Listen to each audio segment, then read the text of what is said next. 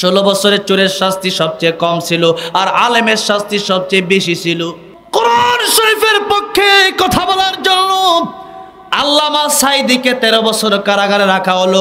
আল্লামা সাঈদীর আর কোনো অপরাধ ছিল? আল্লামা সাঈদী রহমাতুল্লাহ আলাইহি এদেশের কোটি কোটি যুবকের হৃদয়ের স্পন্দন। আল্লামা সাঈদীকে জেলে ঢোকায়া শুধু আল্লামা সাঈদীর পরিবারকে কষ্ট দেওয়া হয় নাই, বরং এদেশের কোটি কোটি মানুষের বদদয় জালেম নিয়েছে। ঠিক না বে ঠিক? এই 13 বছর যদি আল্লামা সাঈদী কোরআনের কথা বলতো, এই মাঠগুলো আরো সুন্দর হতো, এই দেশটা আরো সুন্দর হয়ে যেত। ভাইরা আমার, মুরব্বী বাবাজিরা, আমি একটা কথা স্পষ্ট করতে চাই, এতক্ষণ কথা বলছি একটা কারণে। কোরআন শরীফ দেশে শুধু মসজিদ মাদ্রাসায় সীমাবদ্ধ রাখলে আপনি নিজেও বিপদে পড়বেন। চুরি হবে, আপনার ডাকাতি হবে। আর একদিন যদি চুরের হাত ঢাকায় বাইতুল মুকাররমের সামনে কেটে দেওয়া হয়, পরের দিন দেখবেন চুরি কমে গেছে।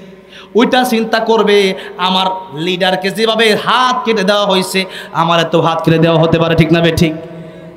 এখন বিচার যদি আল্লাহর কোরআনের হয়, তবে এই দেশে শান্তি আসবে। চুরি ডাকাতি জেনা ব্যভিচার সব বন্ধ হয়ে যাবে।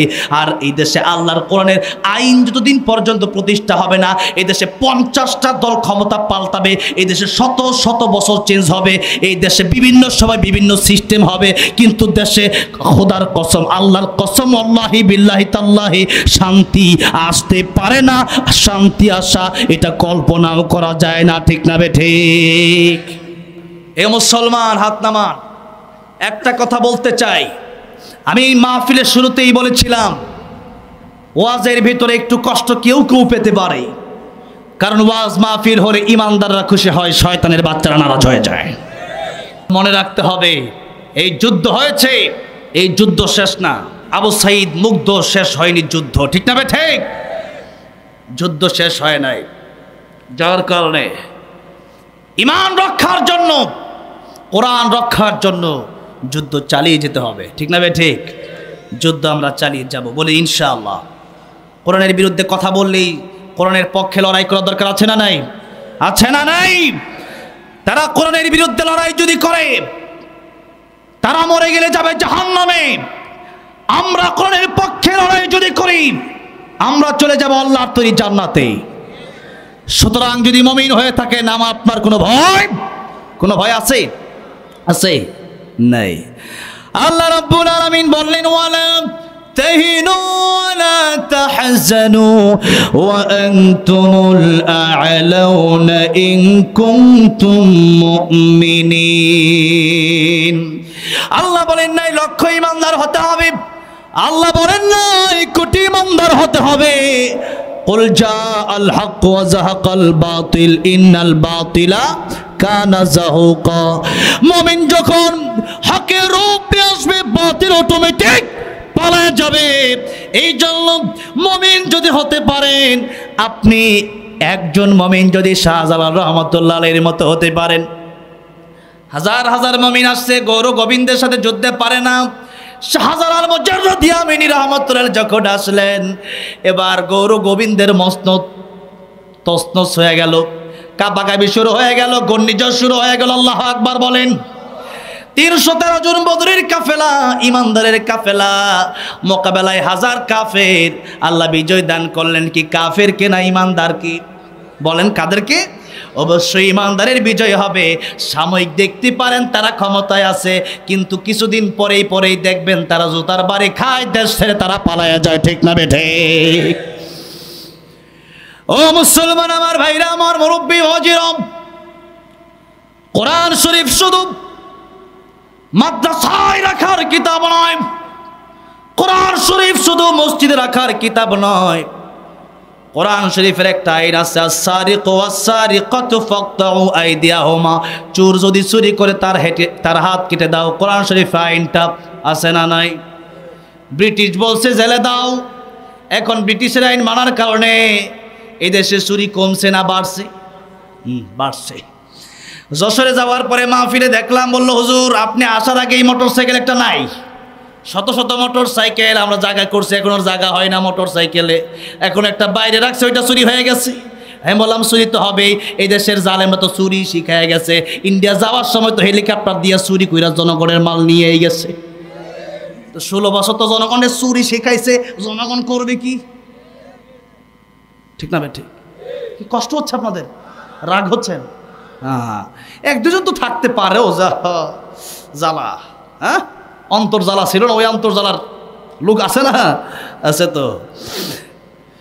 আমার ভাইরা, আমার মুরব্বী ওয়াজিরাম, আল্লাহর কোরআনের আইন আজ থেকে যদি বাস্তবায়ন করা হয়, আল্লাহর কোরআনের আইন হলো সারিকু ওয়াস-সারিকাতু ফাকতাউ আইদিয়াহুমা। একটা মাত্র বিধান আপনাদের সামনে বললাম। আজকে কোরআন শরীফ আমরা মসজিদের কোণায় রেখে দিয়েছি। এই জন্য জিনাইদর আইনদুল আজাদ রহমতুল্লাহ বলেছেন, মসজিদের কোণে বসে জিকির যত করোই কষে, মসজিদের কোণে বসে জিকির যতই করো কষে, এভাবে যায় না পাওয়া আল্লাহকে, এভাবে যায় না পাওয়া আল্লাহকে। কি হবে বেঁচে থেকে, কি হবে বেঁচে থেকে, অযথা বিদ্যা শিখে যদি না গড়তে পারি শোষণবিহীন সমাজটাকে। কি হবে বেঁচে থেকে, কি হবে বেঁচে থেকে, ঠিক না বে ঠিক? আল্লাহ আইনুদ্দিন আজাদ রহমতুল্লাহ কবরকে তুমি জান্নাতের উচ্চ মাকাম বানায় দিও, জুড়ে বলেন আমিন। এই জন্য শুধু মসজিদের কোণে বসে জিকির করলে হবে না। দেশের মানুষ সব চলে যাচ্ছে জাহান্নামের দিকে, আপনার কোনো খবর নাই। আপনি ঘরে বসে আছেন নিজের চিন্তা নিয়া, না আপনি একা একা জান্নাতে গেলে হবে না, জান্নাতে নিয়ে যেতে হবে সবাইকে। আমরা কি একা জান্নাতে যেতে চাই না? সবাইকে নিয়ে যেতে চাই, সবাইকে নিয়ে আমরা যেতে চাই। এখানে কি এমন কেউ আছেন যে এখানে যারা আছেন কেউ জাহান্নামে যাক? আমরা চাই না। তাই তো আল্লাহ বললেন, আইয়ুহাল্লাযীনা আমানু কু আনফুসাকুম ওয়া আহলিকুম নারা। হে ঈমানদারেরা, নিজেরা জাহান্নামের আগুন থেকে বাঁচো, পরিবারকে জাহান্নামের আগুন থেকে বাঁচাও। পরিবারের অনেক ব্যাখ্যা আছে। প্রথম কথা হলো পরিবার আপনার ছেলে, আপনার মেয়ে। পরিবার হলো আপনার স্ত্রী, আপনার মা, আপনার বাবা। আপনি নামাজ পড়েন, আপনার স্ত্রী নামাজ পড়ে না, এমন লোক আছে না নাই? হাজী সাহেব হজ করে আসছে কিন্তু হাজী সাহেবের স্ত্রী পর্দা করে না, আছে না নাই? হাজী সাহেব হজ করে আসছে কিন্তু হাজী সাহেবের ছেলেটা ইয়াবাখোর, গাঁজাখোর, এরকম ছেলেও দেশে আছে না নাই? হাজী সাহেব হজ করে আসছে, হাজী সাহেবের মেয়ের পর্দার কোনো খবর নাই, এরকম হাজী সাহেব আছে না নাই? এই জন্য দায়ুস শুধু আগে মহিলারা হবে না, দায়ুস হবে আগে তারা যে পুরুষ তার মেয়েকে পর্দার কথা বললো না, তার ছেলেকে নামাজের কথা বললো না, কিয়ামতের ময়দানে আল্লাহ রাব্বুল আলামিনকে বলবেন, আল্লাহ রাব্বুল আলামিন আমার বাবা এই বাবা তার আগে জাহান্নামে দেও। কারণ হচ্ছে আমার বাবা তো আমারে ডক্টর বানালো, ইঞ্জিনিয়ার বানালো, দুনিয়ার সব শিক্ষা দিল, কিন্তু আল্লাহর কোরআনের শিক্ষা আমারে দিল না। আমার বাবা আজকে জাহান্নামে আগে যাবে, পরে আমি যাব, কারণ আমার বাবা আমাকে জাহান্নাম থেকে বাঁচানোর কোনো চেষ্টা করে নাই। আর আলেমদের, আমাদের পরিবার আপনারা সবাই, কারণ উম্মতের জন্য আলেমরা কষ্ট করবে, আলেমরা উম্মতকে দিনের দাওয়াত দিবে, কারণ আল উলামা ওয়ারাসাতুল আম্বিয়া। নবীরা দিনের দাওয়াত দিয়েছেন, আমরাও দেব। সেই দাওয়াত দেওয়ার জন্য হামলা হতে পারে, মামলা হতে পারে, জেল হতে পারে, জুলুম হতে পারে। নবীর উপরও জেল হয়েছে, নবীর উপরও হামলা হয়েছে, নবীও পাথরের আঘাত খেয়েছে, আমাদের উপর পাথরের আঘাত আসতে পারে, বন্দুকের বুলেট আসতে পারে, ফাঁসিও হতে পারে। কিন্তু ফাঁসির মঞ্চেও দাঁড়িয়ে বলবো, আমার আল্লাহ রাব্বুল আমিন ছাড়া আমরা কোনো বাতিলের কাছে মাথা নত করব। আমার ভাইরা, আমার মুরব্বী মজা বলছিলাম, কোরআন শরীফ শুধু কি মসজিদ মাদ্রাসার জন্য এসেছে না, গোটা পৃথিবীর জন্য এসেছে, গোটা পৃথিবীর জন্য এসেছে। এই পৃথিবী চলার জন্য কি লাগবে কি লাগবে না, এই সমস্ত কথাগুলো আল্লাহর কোরআনে আছে না নাই? এখন চোরের যে শাস্তি, ওইটা এতদিন নির্ধারণ হয় নাই। 16 বছরের চোরের শাস্তি সবচেয়ে কম ছিল, আর আলেমের শাস্তি সবচেয়ে বেশি ছিল। না, ঠিক মনে হয় তা ছিল না। হ্যাঁ, শুধুমাত্র কোরআন শরীফের পক্ষে কথা বলার জন্য আল্লামা সাঈদীকে 13 বছর কারাগারে রাখা হলো। আল্লামা সাঈদীর আর কোনো অপরাধ ছিল? আল্লামা সাঈদী রহমাতুল্লাহ আলাইহি এদেশের কোটি কোটি যুবকের হৃদয়ের স্পন্দন, আল্লামা সাঈদীকে জেলে ঢোকায়া শুধু আল্লামা সাঈদীর পরিবারকে কষ্ট দেওয়া হয় নাই, বরং এদেশের কোটি কোটি মানুষের বদদয় জালেম নিয়েছে। ঠিক না বে ঠিক? এই 13 বছর যদি আল্লামা সাঈদী কোরআনের কথা বলতো, এই মাঠগুলো আরো সুন্দর হতো, এই দেশটা আরো সুন্দর হয়ে যেত। কিন্তু দেশে কথা বলতেই তো দেওয়া হয় নাই। আল্লামা মামুনুল হককে নিয়ে গেছে কারাগারে, আমির হামজা আপনাদের এলাকার আমির হামজা সাহেবকে নিয়ে গেল কারাগারে। কেন কারাগারে নিয়ে যাওয়া হলো? ভারত শুধু বলেছে যারাই গরম কথা বলবে তাদেরকে কারাগারে নেও। এখন যারাই কোরআনের পক্ষে কথা বলছে, গরম কথার মিনিং কি? গরম কথার মিনিং হলো চুরির বিরুদ্ধে বলছে কিনা দেখো। এখন দেশে চুরি বাড়বে না তো কমবে নাকি? কারণ যে ব্যক্তি চুরি করে ওইটার ওসি সাহেব সাইরা দেয়, কই তুই চুরি করে ভাবি 50 লাখ, আমারে দিস 25 লাখ। আর আলেম চুরির বিরুদ্ধে কথা কয় কেন? এই জন্য আলেমরে যারা ঢোকাও। এখন আপনাদেরকে জিজ্ঞাসা করতে চাই, এদেশে ইমাম সাহেব যদি ভুল করে, ইমাম সাহেবকে মুক্তাদি লুকমা দেয় কি দেয় না? এদেশে জজ, উকিল, ব্যারিস্টার নামাজি আছে না নাই?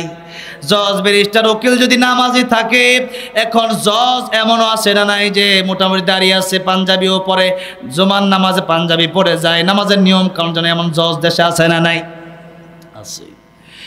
এখন জজ সাহেব যখন দেখলো এশার নামাজ 4 রাকাত, দ্বিতীয় রাকাতে সিজদা 2টা দিয়ে ইমাম সাহেব উঠে যাচ্ছে, জজ বলবে আল্লাহু আকবার, হুজুর এটা উঠার সময় না, এটা বসে আত্তাহিয়াতু পড়ার সময়। ঠিক না বে ঠিক?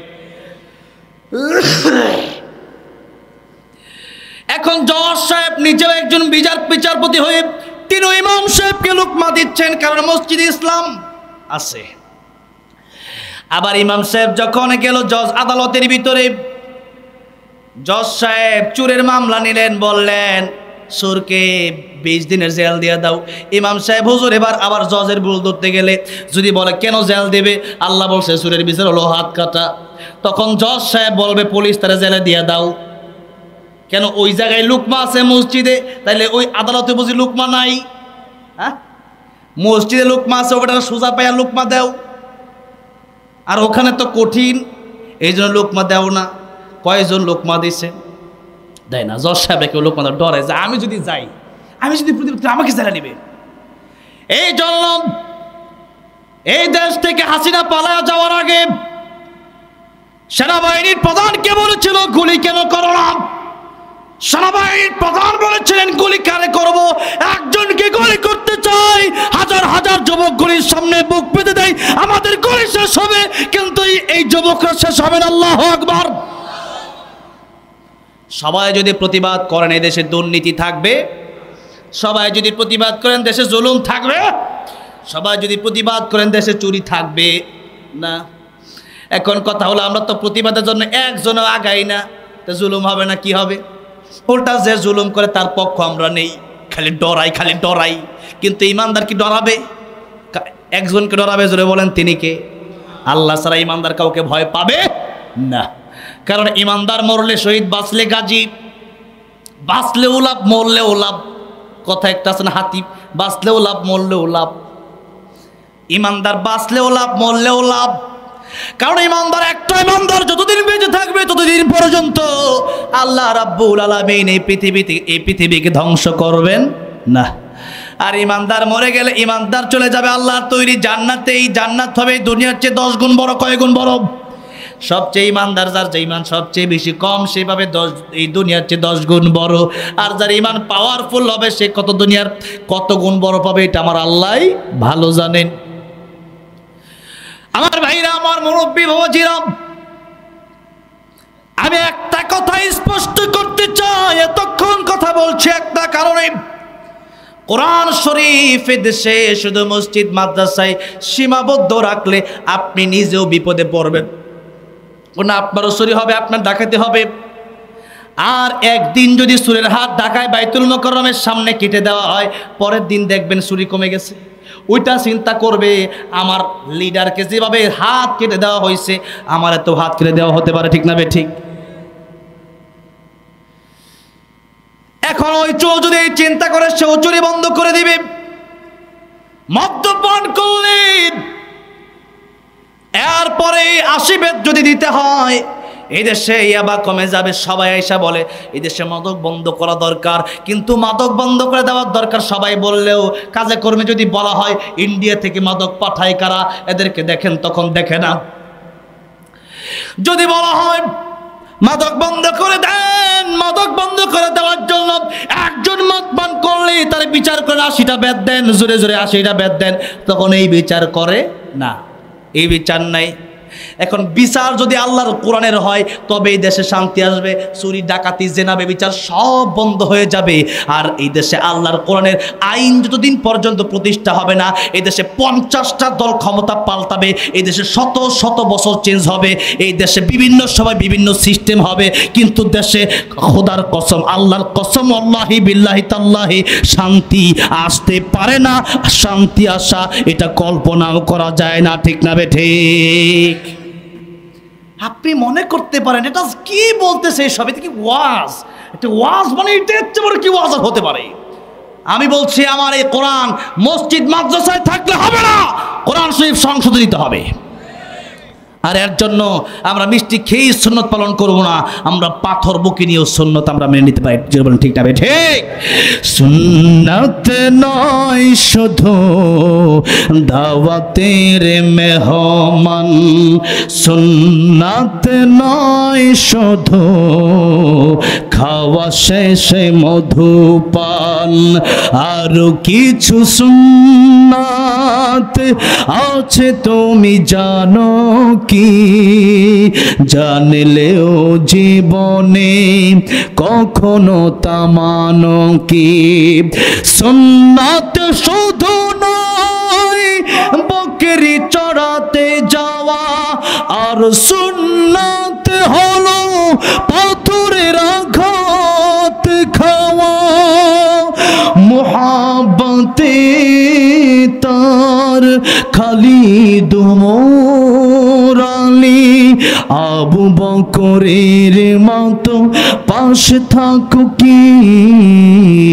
আর কিছু সুন্নাত আছে তুমি জানো কি? জানলেও জীবনে কখনো তা মানো কি? এই জন্য সুন্নত মানতে হলে অর্ধেক না পরিপূর্ণ, যেরকম অর্ধেক না পরিপূর্ণ। ওযু যদি আপনি করেন, ওযুর ফরজ কয়টা? কয়টা? 4টা। আপনি যদি কোন মুখ ধুইলাম, হাত ধুইলাম, মাথাও মাসে করলাম, পাটা দেওয়ার দরকার নাই। এবার আপনি নামাজে দাঁড়ায় গেলেন, এশার নামাজে, বললেন 3টা ফরজ মানছি, নামাজও 3 রাকাত পড়ে যায়, আপনার ওযু হবে না নামাজ হবে? কোনটা হবে? মাশাআল্লাহ, আপনারা বুঝছেন তো? বুঝি সবই, কিন্তু আমলে বড় দুর্বল। অর্ধেক মানলে কোনো আমল কবুল হয় না। তাই আল্লাহ বলছেন, ইয়া আইয়ুহাল্লাযীনা আমানু দুখুলু ফিস-সিলমি কাফা ওয়া লা তাত্তাবিউ খুতুওয়াতিশ শাইতান ইন্নাহু লাকুম আদুউম মুবিন। আল্লাহ বললেন, ঈমানদারেরা অর্ধেকটা মুসলমান হয় না, বরং পরিপূর্ণ মুসলমান হও। আজকে আমাদের দেশে অর্ধেক মুসলমান বেশি না পরিপূর্ণ মুসলমান বেশি? নামাজ জুমারটা পড়ে না, সারা সপ্তাহটাই পড়ে না, অর্ধেকও বলা যায় না, তার চেয়েও যেরকম কম। এই জন্য একজন কবি বলেছেন, নামে মুসলমান নাকি কামে মুসলমান, নামে কামে মিল না হলে, নামে কামে মিল না হলে বইবে যে তুফানে তুমি, নামে মুসলমান নাকি কামে মুসলমান। নাম রেখেছে আব্দুর রহিম, নামাজ পড়ে না, আছে না নাই? এরকম আছে না? ভালো নাম। নাম রেখেছে আব্দুর রহমান, কালমা জানে না। এই সমাজে এমন লোকের সংখ্যা অগণা, ঠিক না বে ঠিক? এমন সমাজে বদলাতে কে, এমন সমাজে বদলাতে কে রাখবে অবদান তুমি? নামে মুসলমান নাকি কামে মুসলমান তুমি? নামে মুসলমান নাকি কামে মুসলমান? নামে কামে মিল না হলে বইবে যে তুফান তুমি। নামে মুসলমান নাকি কামে মুসলমান তুমি? নামে মুসলমান নাকি কামে মুসলমান? এই জন্য নামেও মুসলমান হব, কাজেও মুসলমান হওয়ার দরকার আছে না নাই? আমার ভাইরা, আমার মুরব্বী হাজিরা, বলছিলাম আল্লাহর প্রেম, আল্লাহর মহব্বত, আল্লাহর ভালোবাসা অন্তরে যদি থাকে তাহলে এই জীবনে কোনো ভয় নাই, কোনো চিন্তা নাই।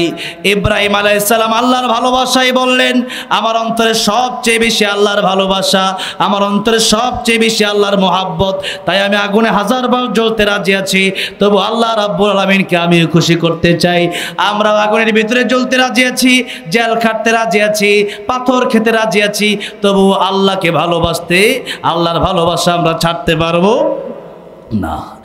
জান্নাতে যাওয়ার পরে এটা মানুষ বলবে, যেমন দুনিয়াতে আব্দুল কাদের জিলানী রাহমাতুল্লাহ আলাইহি বলতেন, জান্নাত ও দোজখ সে ইয়া রব क्या करो, जन्नत ও दोजख से या रब क्या करो, आरज़ू है मैं तुझसे देखा करो, आरज़ू है मैं तुझसे देखा करो।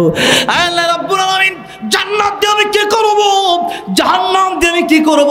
আয় আল্লাহ রাব্বুল আলামিন, জান্নাতে যদি আমি যাই তোমারে যদি না পাই, আর জাহান্নামে গিয়া যদি তোমারে পেয়ে যাই, আমি জাহান্নামে জ্বলতে রাজি তোমার ভালোবাসার জন্য, তোমার একটা মিনিট দেখার জন্য। আল্লাহু আকবার।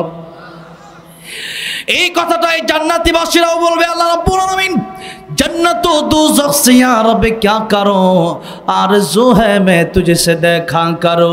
আল্লাহ রাব্বুল আলামিন, জান্নাতে এসেছি, তোমার যদি দেখতে না পারি, জান্নাতে আমরা থাকার কোনো দরকার নাই।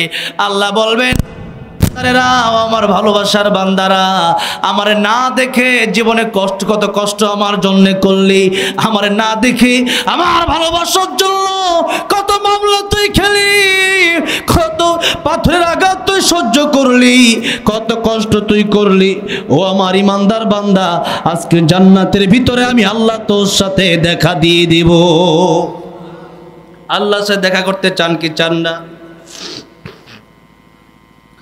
আল্লাহ রাব্বুল আলামিন সেদিন জান্নাতীদের সাথে দেখা দিবেন, আর সেদিন আল্লাহ রাব্বুল আলামিন এই সূরা রহমান জান্নাতি বান্দাদেরকে আল্লাহ নিজেই তেলাওয়াত করে শোনাবেন।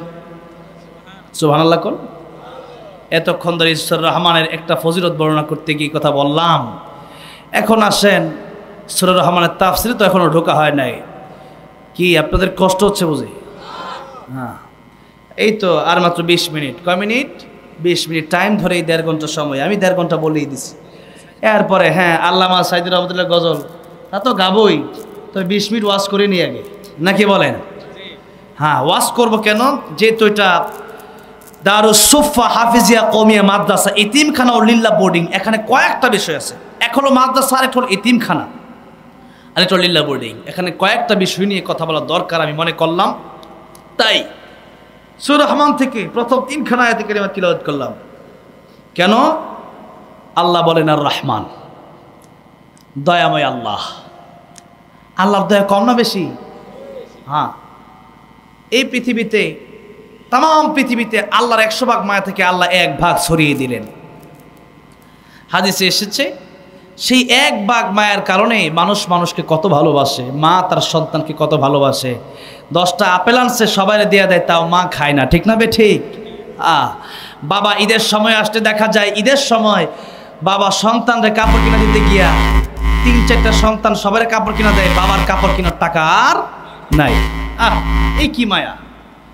বৃষ্টির সময় আসতে দেখা যায় মুরগির বাচ্চাগুলো আরেকটা মুরগি তার পাখা দিয়া নিজে ভিজে যায়, তারপরও তার সন্তানকে একটা সেকেন্ডের জন্য ভিজতে দেয় না। আল্লাহু আকবার। বনের বাঘের ভিতরেও 1 ভাগ, বনের বাঘের ভিতরেও 1 ভাগ। প্রথমে ছোট বগ, পরে বড় ঘ, এরপর হলো বড় গ, বুঝতেছেন? বনের বা ঘের ভিতর এক ভাগ, ঠিক না ভাই? ঠিক। যার কারণে বনের বাঘ সব খেয়ে ফেললো। বনের বাঘের বাচ্চাকে বনের বাঘও আদর করে। চিড়িয়াখানায় গেলে দেখবেন বাঘের বাচ্চা থাকে, বাঘের বাচ্চাকে দেখবেন বাঘে কত আদর করে। সুবহানাল্লাহ বলেন। আমার ভাইরা, আমার মুরব্বি ও যেরকম এই দয়ার কারণে, মায়ার কারণে ইবলিস যখন বলেছিল আল্লাহ রাব্বুল আলামিন তোমার বান্দাকে আমি গুনাহ করাতে করাতে জাহান্নামের দিকে নিয়ে যাব, আল্লাহ কই নিয়ে যাবি জাহান্নামের দিকে, কিন্তু আমার বান্দা জীবনে মৃত্যুর আগে একবার তওবা করবে, আমি আল্লাহ তার তওবা কবুল করে জিন্দেগীর গুনাহ মাফ করে দেব। কারণ বান্দার গুনার চাইতে আমি আল্লাহর দয়া মায়ের পাওয়ার কোটি কোটি গুণ বেশি। আল্লাহু আকবার। তবে দুইটার সময়, একটা যখন মৃত্যুর সময় হয়ে যাবে, ফেরাউনের যখন মৃত্যুর সময় হয়ে গেল বলে আনা মিনাল মুসলিমিন, আল্লাহ কয় আল আন, এখন বুঝি সময় হয়েছে, এখন আর কাজ হবে না। মৃত্যুর সময় যখন হয়ে যাবে আল্লাহ এখন ভালো হয়ে যাবে, আর ভালো সময় কি, আর ভালো হয়ে লাভ কি? মরে যাবেন, এখন ভালো হয়ে কি, কবরে গিয়ে কি করবেন? ভালো এখন ভালো হওয়ার দরকার, ঠিক না ভাই? ঠিক। এখন ভালো হওয়া দরকার। হায়াতাকা ক্বাবলা মাউতিক, মরণের আগে যদি ভালো না হন লাভ নেই। আল্লাহ মৃত্যু গোপন রাখছেন, মৃত্যু কি রাখছেন? গোপন রেখে দিয়েছেন। কারণ যে কোনো সময় মালাকুল মাউত আসতে পারে কি পারে না? পারে কি পারে না? পারে। এই জন্য 24 ঘন্টা মৃত্যুর প্রস্তুতি নিয়ে রাখতে হবে। আজকে রাতে আমি ঢাকায় যেতে পারবো কিনা গ্যারান্টি আছে? আছে? গ্যারান্টি নাই। এই জন্য গ্যারান্টি যেহেতু নাই, আল্লাহ বলেন 24 ঘন্টা মৃত্যুর প্রস্তুতি নাও। আমার ভাইরা, আমার মুরব্বি মুজিরাম, আল্লাহ রাব্বুল আলামিন দুইটা সময় আর তওবা কবুল করবেন না। আমরা এই যে বসবাস করছি, আমরা পৃথিবীর একেবারে শেষ প্রান্তে পৌঁছে গেছি। কিয়ামতের যত আলামত প্রায় সংগঠিত হয়ে গেছে। কোন বড় বড় আলামতগুলো বাকি। বড় আলামতের একটা হচ্ছে সূর্য উঠবে পশ্চিম দিক দিয়ে। এখন সূর্য ওঠে কোন দিক দিয়া? ইতিমধ্যে নিউজ হয়ে গেছে যে পশ্চিম দিক দিয়ে খুব দ্রুতই সূর্য উঠবে আর কিয়ামত সংগঠিত হয়ে যাবে। তাই একটা হলো মৃত্যুর সময় যখন গড়গড়া শুরু হয়ে যাবে, যখন জান কবর শুরু হয়ে যাবে। আরেকটা হলো যখন পশ্চিম দিক থেকে সূর্য উঠবে। এই দুই সময় আর তওবা কবুল হবে। তার আগে যে বান্দা তওবা করবে সেই বান্দা তওবা আল্লাহ কবুল করে নেবেন। কিন্তু মনে রাখতে হবে একটা বিষয়, সেটা বান্দার কাছ থেকে ক্ষমা নিতে হবে। সেটা হলো বান্দার হক। সেটা কি? বান্দার হক। কোরআন শরীফের সবচেয়ে বড় সূরা কোনটা? সূরা? আর সবচেয়ে বড় আয়াত কোনটা? না না না, সবচেয়ে বড় আয়াত হলো সূরা বাকারার 282 নম্বর আয়াত। কত নম্বর আয়াত? মনে রাখবেন, ওই আয়াতটা খুলে দেখবেন, 3 নম্বর পারায় আছে। ইয়া আইয়ুহাল্লাযীনা আমানু ইযা তাদায়ানতুম বিদাইনিন ইলা আজালিম মুসাম্মান ফাকতুবু। একটা আয়াত এত বড় যে একটা আয়াত পড়লে 5-10 মিনিট চলে যাবে। পৃষ্ঠার শুরুতে আয়াত শুরু হয়েছে, পৃষ্ঠার শেষে আয়াত শেষ হয়েছে, তাই না? শেষে আল্লাহু বিকুল্লি শাইইন আলিম। এই যে সূরা, এই যে আয়াত, এত বড় একটা আয়াত আল্লাহ নাজিল করলেন বান্দার হক সম্পর্কে। কি সম্পর্কে? লেনদেন সম্পর্কে। আপনি, আমাদের দেশে এমন লোক আছে টাকা নেওয়ার সময় ফকিরের মতো আসে, আর দেওয়ার সময় চাইতে গেলে চেয়ারম্যানের ভাব ধরে। কি বলেন, আছে না নাই? আছে। এই যে মানুষের বান্দার হক আপনি নষ্ট করেছেন, এই যে গীবত করেন, এটাও বান্দার হক। কোনো কারণে আপনি আপনার মেয়ের হক তাকে দিলেন না, ছেলের হক দিয়ে দিলেন, আর মেয়েকে বলে তোমার জন্য দোয়া করে দিলেন। কিসের দোয়া? আপনাকে জমি দেওয়া পরে দোয়া করেন। দোয়া তো ফিরে আপনি দিবেনই দোয়া। আজকে এই কাজগুলো যদি কেউ করে থাকেন, আল্লাহর রাস্তায় ফিরে আসেন। আর যদি আপনি না ফিরে আসেন, আমার কিছুই হবে না, আমার দায়িত্ব ফাযাক্কির ইন্নামা আনতা মুযাক্কির, আমি কথা বলে যাব। আপনি মানবেন কি মানবেন না সেটা তো আপনার ব্যাপার। আপনাকে আল্লাহ হেদায়েত দিবে কি দিবে না সেটা তো আল্লাহর ব্যাপার। আমার দায়িত্ব আমি কথা বলে যাব। আপনি মানবেন কি মানবেন না, আপনি না মানলে আপনার লস, আপনি না মানলে, আপনি মানলে আপনার লাভ।